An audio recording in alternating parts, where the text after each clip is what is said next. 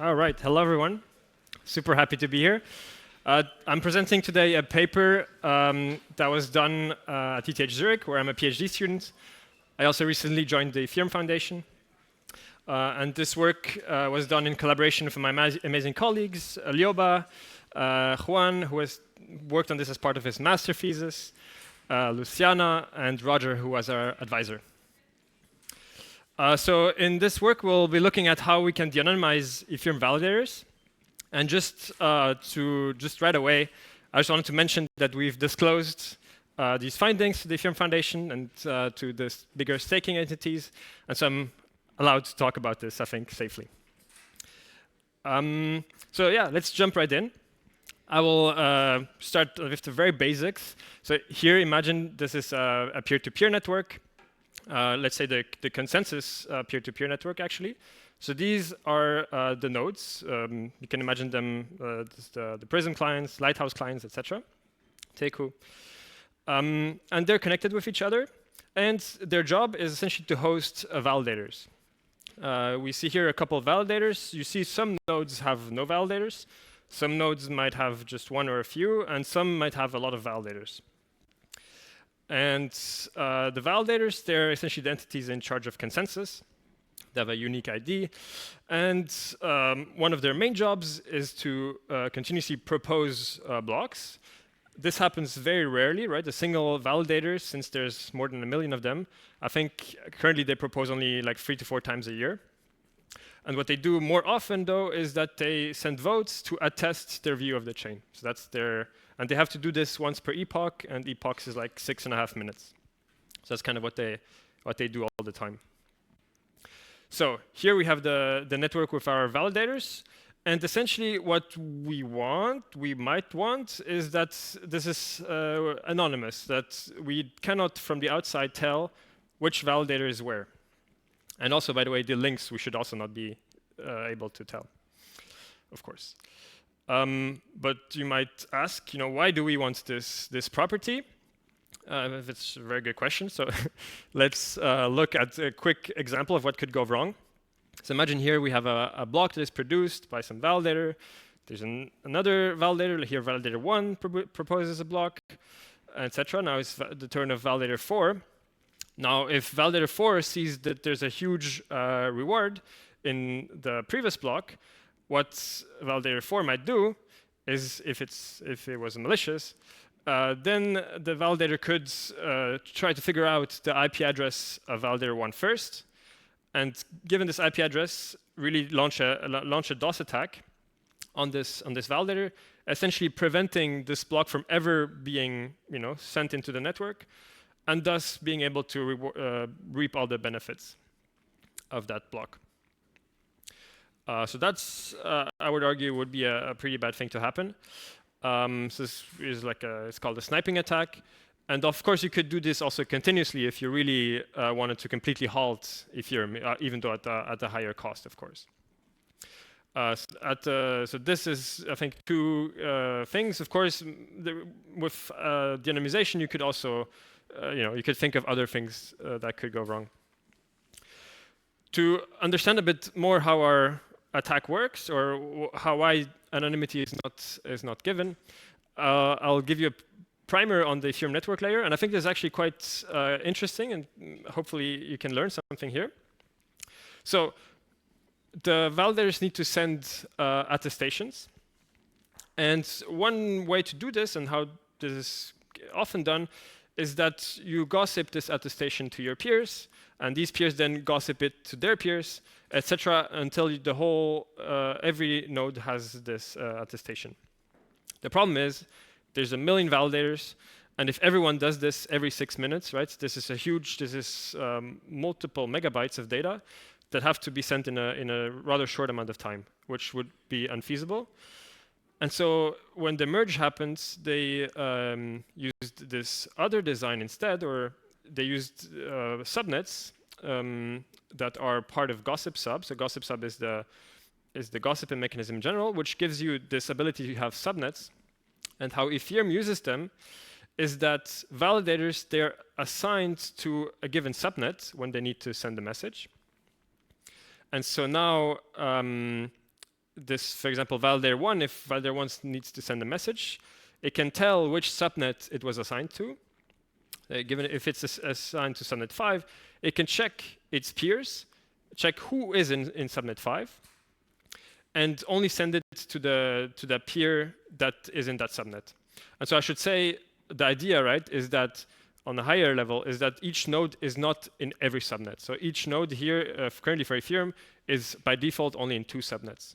So if there are 64 subnets, every node is in 2 subnets, right? You scale down the communication complexity, at least at this high level, by 32. So to keep the example going, the message is now sent to a peer that is in subnet 5. And now the gossiping happens, but only in that subnet 5. So here, the same thing happened as before. And the trick here is that now in that subnet, there can be a few aggregators. And so they see all these messages in the subnet, but they can aggregate. And then only that aggregate is sent to everyone, right? Saving a lot of bandwidth. And this, we looked at this design and we thought this was, very interesting. But we wondered, do we have to give up privacy as a trade-off for this lower network load? And I will show you that yes, we have to give up privacy. And to look at this, let's see what a peer, from the perspective of a peer, what is the information that a peer has, okay? So if I'm this peer, I know the IP addresses of everyone in my peer list. I know in which subnets they are, right? This is kind of what I need to know so that I can forward the message correctly.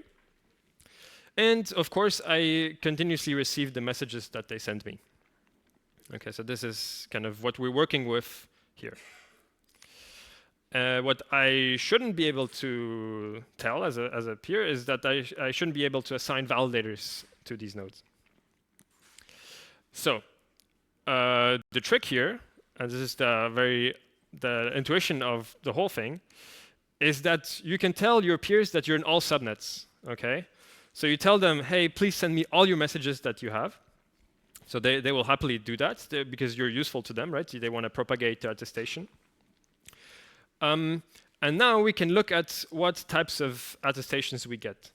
So we have our peer here that is subscribed to subnet 13 and 14. So their job is essentially to forward everything from 13 and 14, right? So of course, you see here, we see a lot of messages, the green ones and the pink ones from subnet 13 and 14.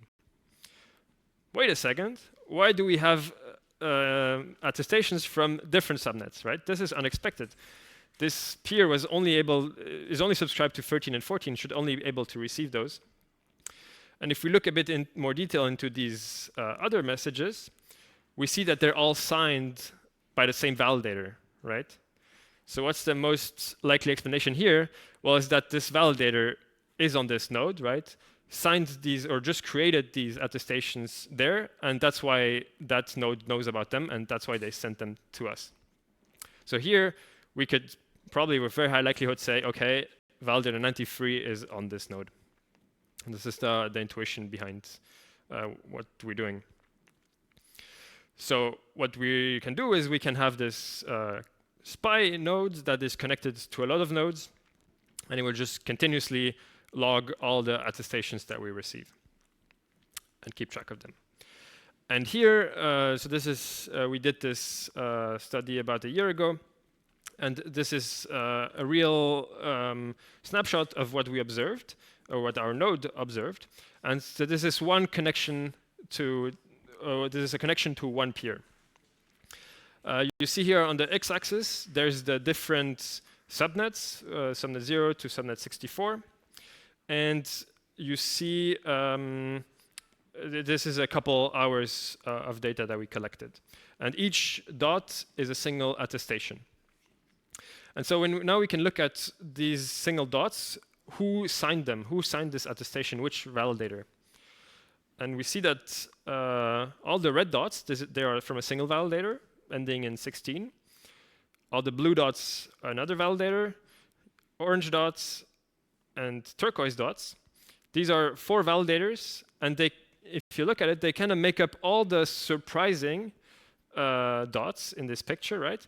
Because actually that peer was subscribed to subnet 13 and 14, as in the example before, right? So this is this big line that this big horizontal line, right? That's the subscriptions, which we expect to be there, right? And all the others, they are essentially only coming from 4 validators. So here we would say, there's again a very high likelihood that these 4 validators are actually hosted on that node. A little bit of maybe an interesting side note. If you look at these, the pink ones, right? So this is all the ones that are not from these, not written, signed by these 4 validators. You see that there's also little blips that are not subnet 13 and 14. And so these little blips correspond to aggregation duties, where for a short amount of time, you need to subscribe to a subnet so that you can do this aggregate. And at the end of the blip, you see actually the attestation or the aggregate that was sent. Also pretty interesting, right? Or like maybe a clue. You see that the validator IDs, they're subsequent, which is exactly what happens if you stake, more than 32 ETH, then you get like subsequent validator IDs. All right, so now for the more large-scale study, let me talk about what we did in more detail. We took a Prism client, we added a lot of logging to it, and we call it Rainbow. We run this client in 4 locations. One of them is in our office in Zurich, 3 of them in AWS locations around the world. And we run only for 3 days. So I want to emphasize this is very easy to do, right? Very short amount of time, a very kind of low-cost setup. And this is kind of these are for the 4 locations we have, how many peers we connect to. So that's the kind of one of the changes we did is we just connect to a lot of peers so that we try to have more connections. But other than that, we behave like a honest participant. We don't do anything that harms the network. So we get about 4,000 connections that are rather long. In total, you see we connect to about 11,000 nodes, and 4,000 of them are long. And then we run a heuristic that is based on the insights I just told you about. This is the exact heuristic. Essentially, what we did is we did a whole study on how these, how to select these parameters so that we can be as safe as possible and as conservative as possible. So I'll not go too much into this, but happy to discuss later. So instead, let's just jump right into the results. Maybe starting with Zurich, where we had our bare-bones server that was able to kind of keep 2,000 connections for these 3 days. And you see for 60% of these 2,000 connections, we could fully, with high confidence, de-anonymize which validators are in them. For about a third, we know for sure that there's no validators. And then there's a rest where we are just not confident enough. In total, over all the machines, we are able to de-anonymize 160,000 validators, which makes up, at the time at least we did this, was about 16% of the validators. And I want to emphasize that so this was kind of an academic study, and our goal was not to de-anonymize everyone. It was just kind of to prove that it's possible. But still, I think we can kind of draw some interesting conclusions. And I think if we did this with more machines and we did this over more days, then we could de-anonymize much more. But first, maybe for now, you don't really trust me and you don't trust kind of the validity of these results. So we did 3 types of verification to make sure that they're correct. So let me briefly talk about them.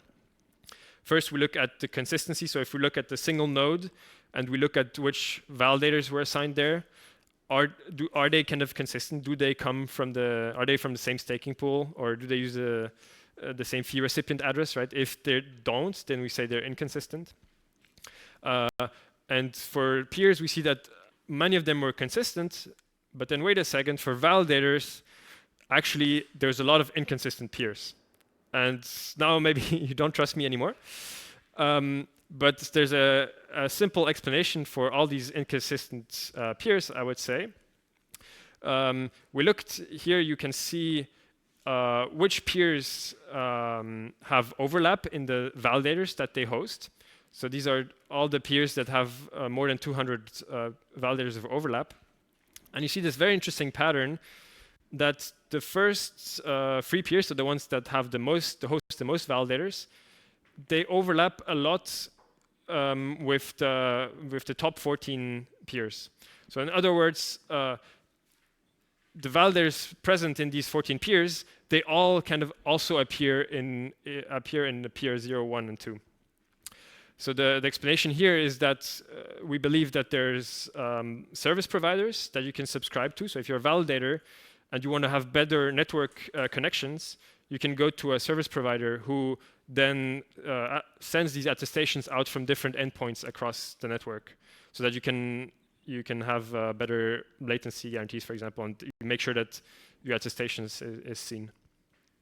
So of course, these service providers, they would falsify our results, so we removed them. And actually, so we had first 200,000 validators, and after removing them, then we have the 160,000 left that I just told you about. So now we have consistent validators. So let's double check again with another metric, namely by checking the uniqueness of the validator IP mapping. So do we map the same validators to multiple IPs sometimes? And there's about 10% which we map to non-unique IPs, but which again might be a bit concerning, you might think. But actually, almost all, or 90% of these cases, the IP come from like the same city, which might either be due to validators or like peers rotating their IPs, or you just using more hardware, more than just one node.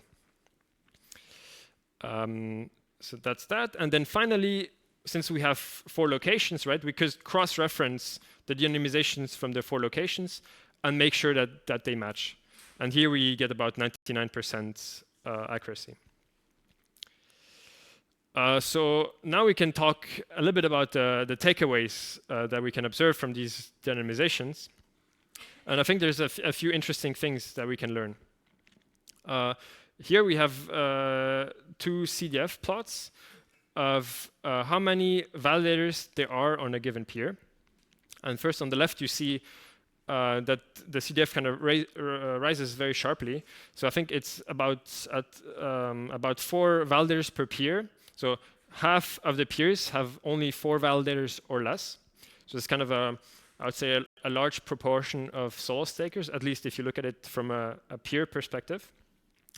Then you see these vertical lines, which mark exactly the peers that have exactly 100 validators, 300, 400, 500, and 1,000. And you see that people like to run an even number of validators. You see little bumps there.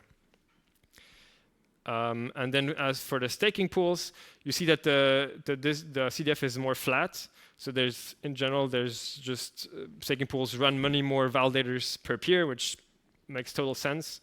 And again, you see that for especially one big staking entity, they always like to run 1,000 validators per peer.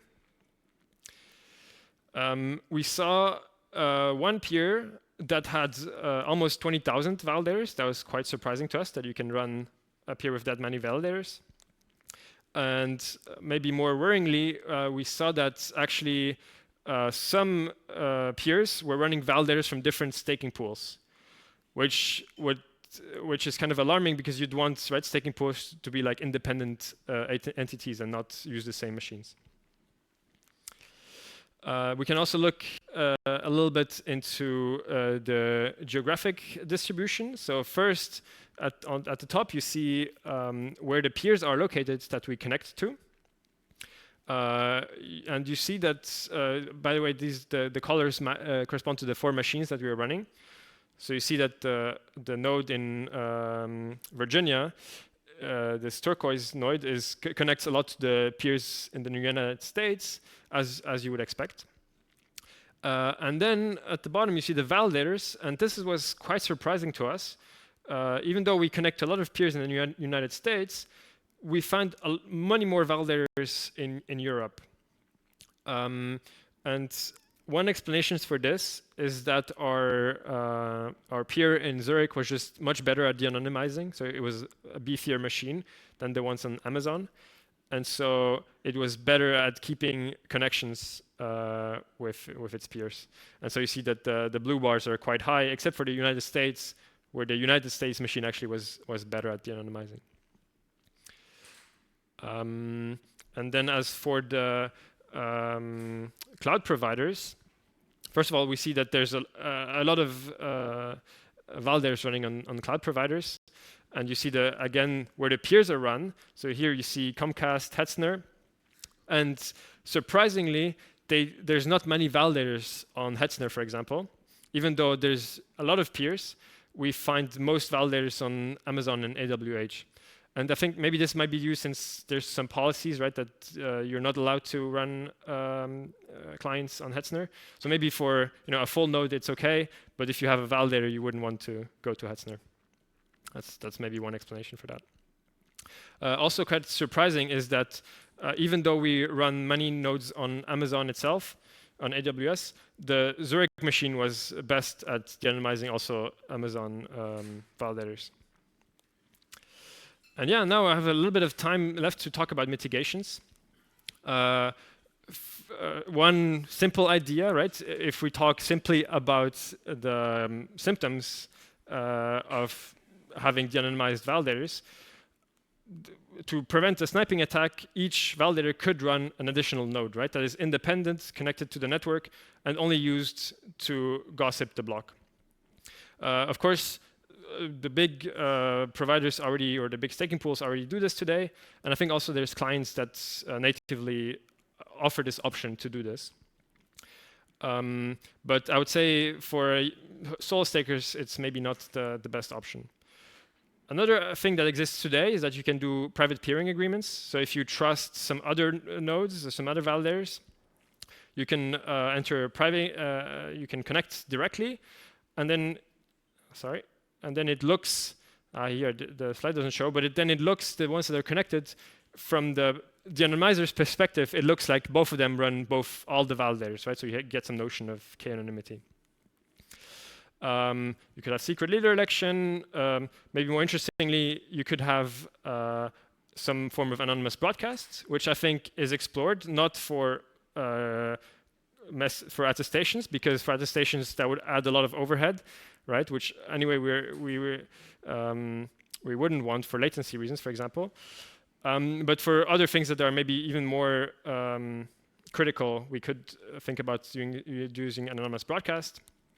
And finally, I want to kind of open up the discussion a little bit, because one thing that is done in a lot of other blockchains, right, is that to completely forget about anonymity, post the IP address even on-chain in some cases. And what this allows you to do, right, if you have no anonymity at all, is that you can run firewalls, for example, that can block traffic from all but the validators, for example, right? And also, this would allow you to do a lot more, performance networking algorithms. So I would argue at the moment Ethereum is in this kind of in-between space where it's kind of looks like it's anonymous, but it's not really, right? But also we cannot take advantage of the fact that it's not anonymous. So yeah, I'd be happy to hear what you think about that and where Ethereum should be headed in that direction. Yeah, thanks a lot. That was it. Thank you. Do we have time for questions? No. No questions.